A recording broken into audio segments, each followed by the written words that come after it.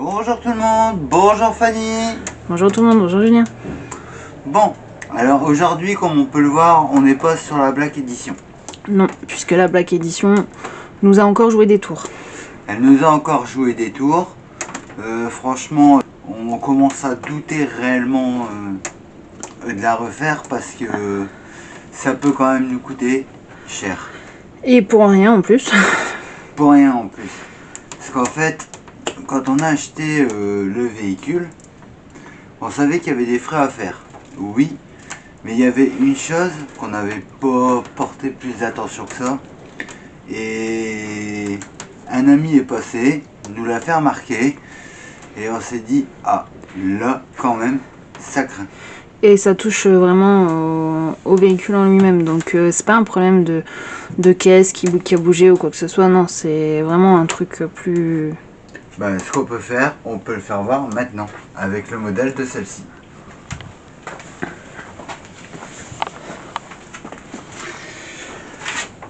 Alors, comme on peut le voir ici, la frappe du VF, elle suit le contour de l'amortisseur.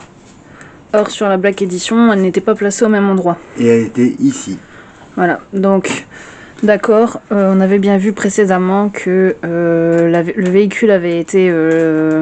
Sérieusement impacté. Voilà, qu'il y avait eu de grosses réparations de fait, notamment le changement du panneau latéral à droite, ainsi qu'une belle partie du plancher. D'accord, ça avait été refait correctement, ça on a tous vu. Le problème c'est que nous, de ce qu'on a vu, la partie avant n'avait pas forcément vraiment été touchée à ce niveau-là. Ouais, donc on savait pas dire si ça avait été touché ou pas, et avec le VF qui était refrappé comme ça et pas dans les normes, on va dire, ça peut devenir craignos. Voilà, exactement. Et en fait, c'est ce qu'on nous a dit. On peut même carrément se faire retirer le véhicule, et le fait qu'on a fait la vidéo n'aurait même pas pu servir de preuve quelque part, comme quoi c'était pas nous qui l'avions fait. Bon, dans tous les cas, à croire que c'était des signes avant-coureurs, parce qu'avec toutes ces pannes qu'elle nous a fait à la file, il y en a tellement eu qu'on n'était plus vraiment très motivé à la faire. Y compris les dernières. Y compris les dernières, parce qu'il y en avait encore. Une fois qu'on avait réglé tous les problèmes moteurs, avec ces petites pannes qui d'habitude ne se font jamais, qu'elle nous a faites à la suite. Une fois qu'on avait réglé ça, on a voulu faire le parallélisme pour replacer les roues. Et en fait, il fallait encore recommencer à démonter au niveau de la crémaillère, changer les rotules parce qu'elles étaient soudées. Donc on a dit basta, on va faire une pause là-dessus, puis on va voir ce qu'on va faire. Tout en sachant qu'en plus, quand on avait réglé tous ces problèmes, elle tournait super bien. La personne qui nous a donné le pot, on a voulu lui faire écouter en direct la sonorité du pot quand il est passé nous voir. Ah bah, pour une voiture qui roulait bien, d'un seul coup elle s'est mise à tourner comme une patate sur 3 cylindres. Enfin voilà, donc on s'est dit là c'est bon, pause, on n'en peut plus. Et au final, je crois qu'on va pas la refaire. Et c'est pas grave. On a donc la relève ici. Oui, on va dire ça comme ça. Pour pouvoir replacer les équipements, et puis tout au moins une bonne partie des équipements de la Black Edition. Pour faire notre personnalisation quand même, hein, parce que du coup on avait plein d'idées, et donc il va falloir quand même s'adapter pour les concrétiser. Exactement, mais note bien quand même que pour nos plein d'idées, ce qu'on peut dire comme ça, le kit carrosserie qui était prévu de base pour un cabriolet, pour être au final posé sur un cabriolet. Posé sur un cabriolet, sur notre dernière acquisition. Exactement. Alors, comme on peut le voir, déjà d'aspect elle est correcte.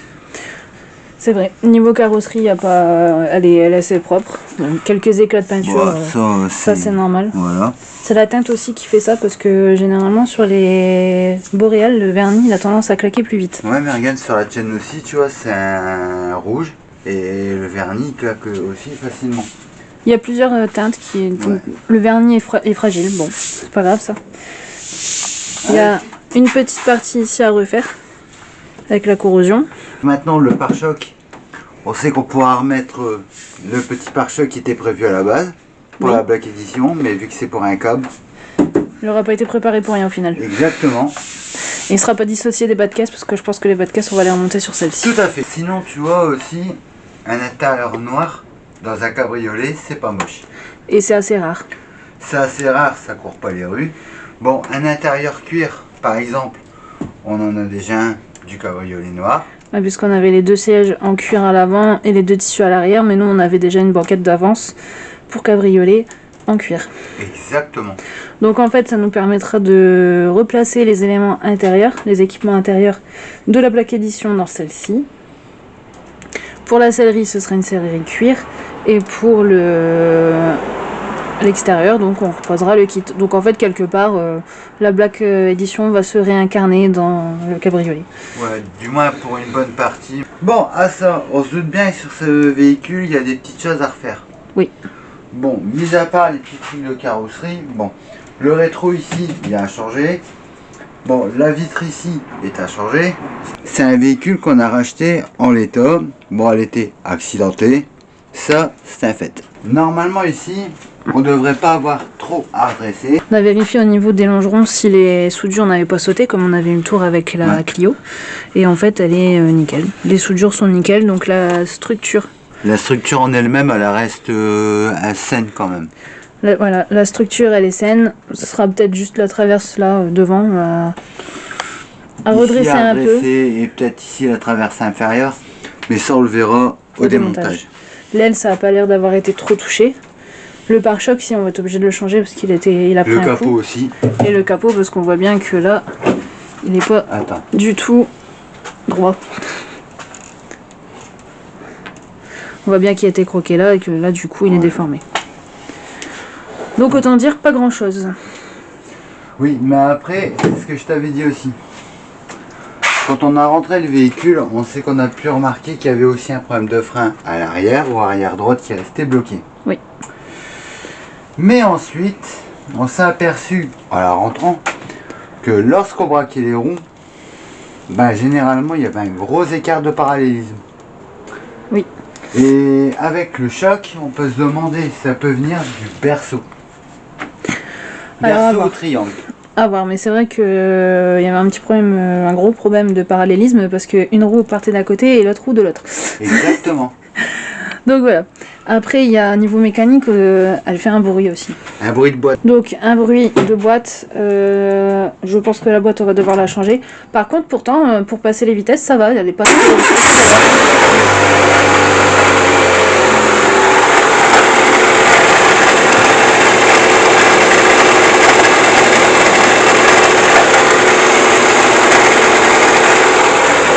On peut entendre un claquement ou un frottement, je sais pas trop comment on peut appeler ça, mais il y a du bruit qui ne doit pas être là. Tu vois, ce qui est sûr, c'est que ce bruit-là, ça peut faire penser à un défaut d'huile de boîte. Le pourquoi la boîte, elle aurait claqué. Ça arrive souvent sur ces modèles suite à une fuite sur un cardan. Parce que j'allais dire, maintenant il faudra voir si ça vient pas du cardan. Dans tous les cas, pour passer les vitesses, ça va, on n'a pas trop de galère. Quoi qu'à un moment donné, on galérait quand même. À un moment donné, oui, au début, quand on l'a eu, mais quand on a réussi à passer la marche arrière, parce que c'était principalement la marche arrière qui voulait pas passer. Quand on a réussi à passer la marche arrière, après ça a claqué un coup et ça s'est remis à peu près bien, on va dire. Mais bon. Et aussi, bon, on sait que on vérifiera l'embrayage, donc c'est ça, on aura l'embrayage et la boîte à refaire. Et ici, on voit bien la distribution 11-2018. Il est temps de la faire. Et oui. Bon, ça c'est les entretiens basiques. Hein. Généralement, quand on récupère un véhicule, c'est ce qu'on fait. Et avant toute chose, on va commencer par le redressage de la façade avant. Alors, franchement, ça paraissait un peu plus catastrophique, terrible, ce que tu veux.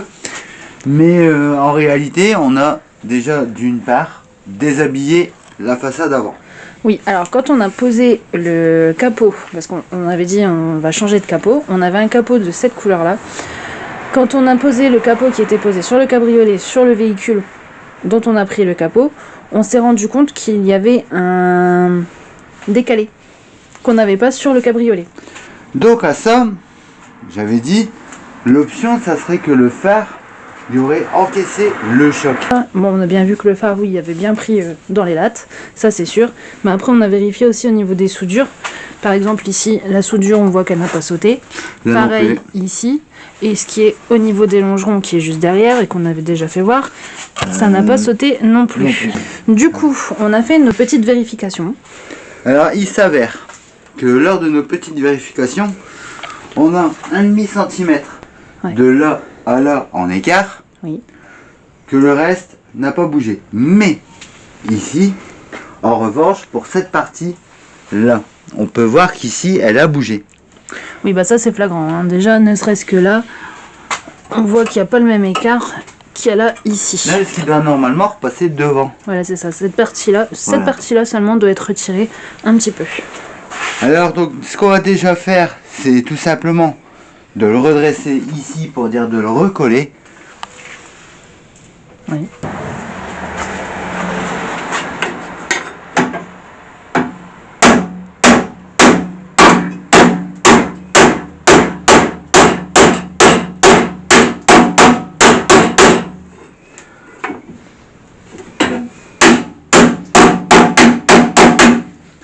Bah, déjà notre demi-centimètre il regagne. Ouais, déjà, donc du coup, là, la partie du bas, c'est bon, c'est replacé. Voilà. Et en fait, c'est juste là devant, pour la fixation du phare, qu'il faut ressortir. Et en fait, quand on va redresser ça, là, ici, ça va se recoller. Ça va se recoller et se redresser. Voilà. On voit bien en voyant ça que ça va, c'est pas Fort abîmé. fort abîmé, voilà. Merci, je cherche mes mots. Désolé. Alors, on va refaire voir quelque chose.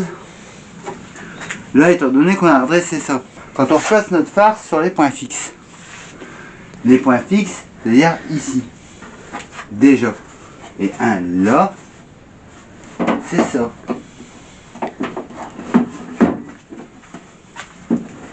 Là, déjà, On voit déjà là que la partie du haut, elle est à replacer. donc déjà, on voit qu'ici, tu vois, il faut que cette patte-là, elle vienne là-dedans, et il faut qu'elle ressorte. Mais tu vois, ici, on voit qu'on est bien placé. Comme ça, on est bien certain, avec un nouveau phare, que la structure n'a pas été touchée. Ici, on va déjà essayer de refaire passer cette patte en avant. On va déjà essayer. Donc déjà là, oui, on le redresse. De toute façon, il faut y aller par étapes, parce Ouais. que faire tout d'une traite, ça sera pas possible. Non, mais il faut y aller tout doucement. Petit à petit. Tu vois, regarde déjà, on redresse tout. Là, ici, on va le relever un petit peu pour laisser passer la pâte.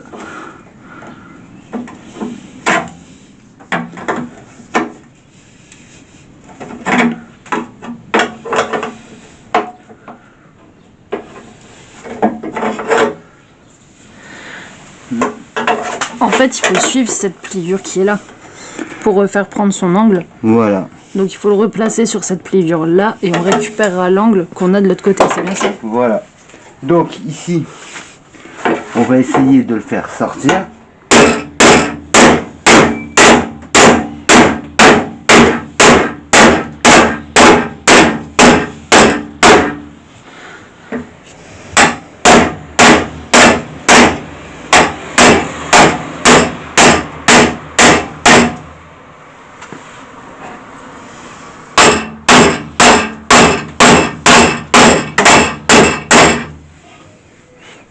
On peut voir déjà que là, ça commence à se reformer sur le haut.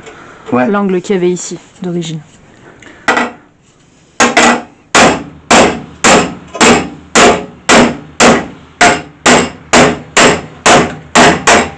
Voilà.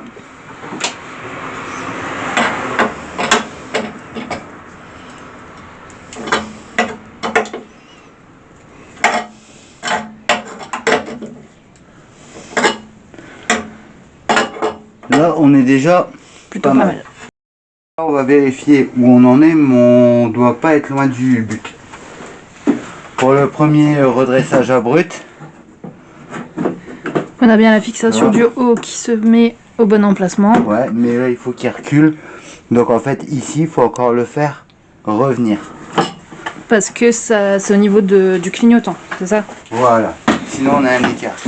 On a un écart au niveau du clignotant. Voilà.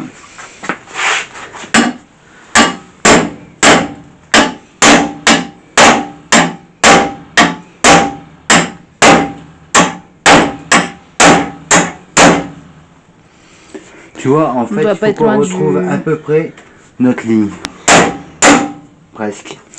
que quand on regarde même par au-dessus, là on a bien l'angle qu'il y a ici, qui est presque le même que celui-là, Ouais. donc remettre peut-être un petit peu plus à l'angle droit. Ouais, mais attends, ça après on va le faire avec le top. Oui, ça c'est dans la finition, Voilà. je suis d'accord. Ouais. Par Ça, contre, la serre, on va peut-être l'enlever parce que... Oui, bah... Ça, il y a des chances, mais... Et ben voilà.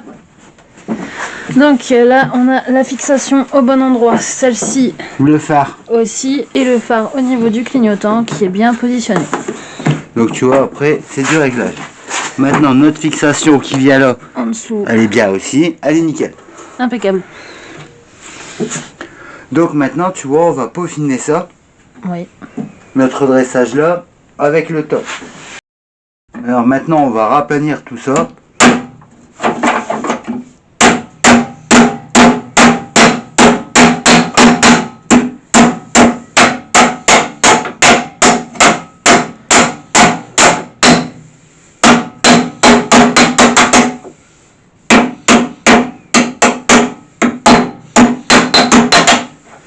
On a bien sûr enlevé l'insert pour pouvoir placer le taf.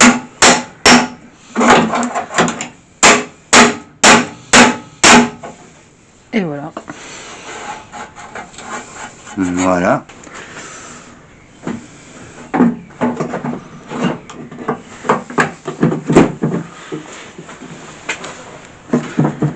Toujours ok pour la fixation qui est là sur le côté. Au-dessus, ok. Et le clignotant, toujours ok. Voilà, et une fois fixé, il sera bien replacé. Bon, alors ce qu'on va faire, comme ici maintenant, on voit qu'on est bien, avec un bon serrage tout voir pour sa forme. Donc on va serrer. Il faut donc maintenant aussi vérifier avec le capot. Voilà. Donc avec une passetto, on va venir serrer ça. Et après on va venir placer le nouveau capot au-dessus. Oui. Puisque comme tu le dis, le capot est un bon indicateur. Voilà. Le capot et le phare, ce sont toujours deux bons indicateurs. Surtout pour ces modèles. Petite passetto qui va bien pour faire ce qu'on a à faire. On replace le phare correctement. Surtout que c'est du plastique, il n'y a pas besoin de grande force. Non, c'est juste pour dire de le maintenir et que ça bouge pas. Voilà. Bon, maintenant, chers collègues, on va essayer de placer le capot.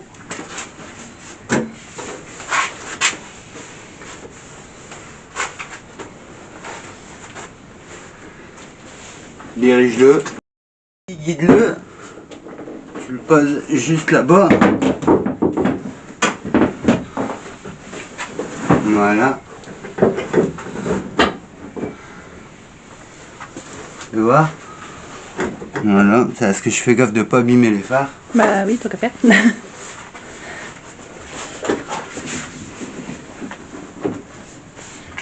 Voilà. Mais franchement, nickel. Nickel. Presque. Mais Oui, mais là, le capot n'est pas fixé. Ouais.